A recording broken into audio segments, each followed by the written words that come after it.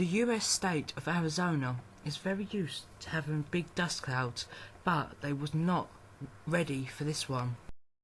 The dust cloud is said to be 50 miles long, and it's caused absolutely mayhem with the travel companies. It has forced airports to close, fires, and places torn down. Hot, humid weather is thought to have caused this, and it can happen again all the way up to the end of September. Subscribe for all world news videos, news and gossip.